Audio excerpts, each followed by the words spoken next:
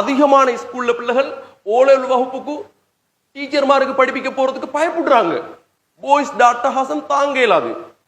ஏ level பில்டினுக்கு principal போக பயப்படுறாரு. ஒன்னாவது பிள்ளைகள் ஸ்கூல் லவ் ஒன்று வருது 10ஆம் ஆண்டு 11ஆம் ஆண்டுக்கு வந்த உடனே.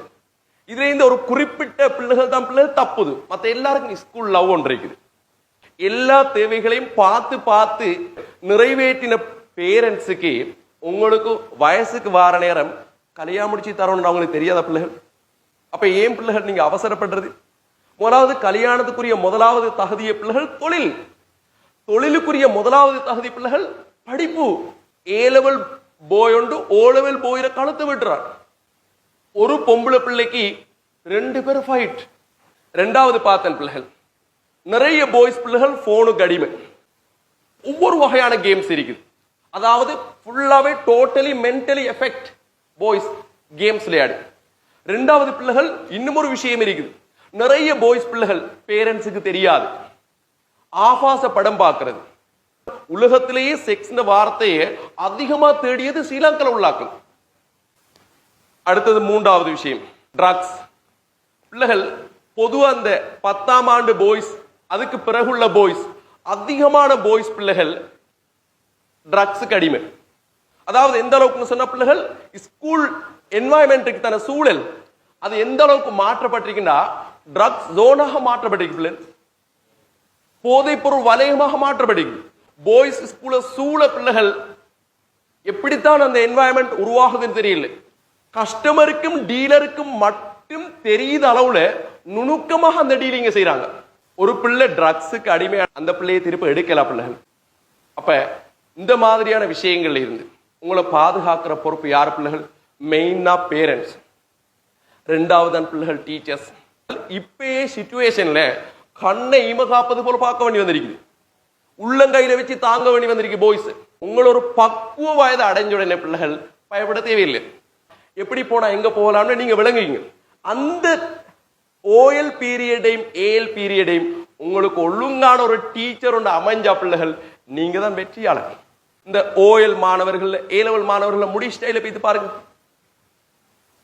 பூல் நாய்கள் போல பாதி வெட்டி பாதி வளர்த்து ஸ்கூல் விட்டு வெளியே வந்த உடனே பிள்ளைகள் கையில போன் இருக்குது.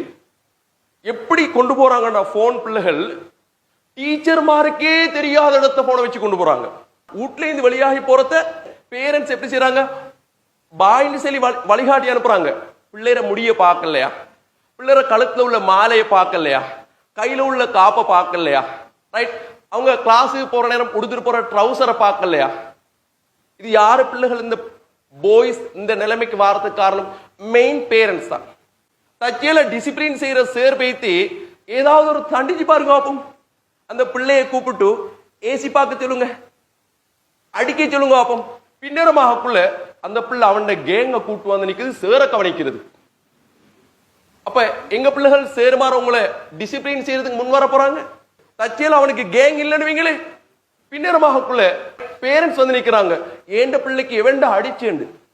அவங்க யோசிக்கல நாளைக்கு இதே பிள்ளை எனக்கு கை நீட்ட போகுதுன்னு சொல்லி. ஒரு ஆம்பளை பிள்ளை வீட்டுல இருக்கின்றா ஒன்றில் படிக்கணும், அப்படி இல்லாடி பிள்ளைகள் தொழில் செய்யணும். இது ரெண்டும் இல்லாம ஆம்பளை பிள்ளை வீட்டுல வச்சு கொள்ளக்கூடாது பிள்ளைகள். அப்படி தொடர்ந்து அந்த பிள்ளை இருந்தா ஏதோ ஒன்றுக்கு அந்த பிள்ளை அடிமையாக போகுது. இன்னொரு 10 வருஷத்துல விட தெரிக்க பாய்ஸ் எடுத்து பார்த்தா பிள்ளைகள் இதுக்குள்ள ரைட் பிசினஸ்மேன் இருப்பான், ரைட்? அதே மாதிரி கவர்மெண்ட் ஆபீசர் இருப்பான், அதே மாதிரி லெக்சர் இருப்பான். இது மாதிரி பிள்ளைகள் ஒவ்வொரு தொழில் செய்யக்கூடிய பிள்ளைகள் இதுக்குள்ள இருக்குது. இதை யார் உருவாக்கணும்? எப்ப உருவாக்கணும்? இந்த ஏ லெவல் காலத்துல நாங்க உருவாக்கணும் பிள்ளைகள். சும்மா யோசிங்கள பிள்ளைகள். நிறைய பேர் சொல்றேன் என்னன்னு சொன்னா, சார் முடிய உடுப்பை பார்த்து எங்களை அடையாளம் போடவானு. இதுக்கு ஒரு உதாரணம் சொல்லிட்டு நான் முடிக்கிறேன். நீங்க ஒரு இன்டர்வியூக்கு போறீங்க, ஒரு தொழிலுக்கு போறீங்க, இதே ஸ்டைல்ல நீங்க போனீங்கன்னா முடி வளர்த்தி ரைட் மாலை போட்டு காப்பு போட்டு கிழிஞ்ச தொங்குற ட்ரௌசரோட நீங்க ஜொப்புக்கு இன்டர்வியூக்கு போனா உங்களை இன்டர்வியூ போர்டுக்கு எடுக்க கூட மாட்டான். செக்யூரிட்டியை விரட்டிடுவான். நீ இடத்தால போயிரு, உனக்கு ஒரு தொழில் தரப்பட மாட்டாது. அப்ப நீங்க யதார்த்தத்தை உணர்ந்து வாழணும் பிள்ளைகள். நிறைய பேர் முடிவெட்ட பார்த்தா சத்தி வருது பிள்ளைகள். அதனால பாய்ஸ் உங்களுக்கு சொல்றது புத்தியாக எடுத்து நடங்க.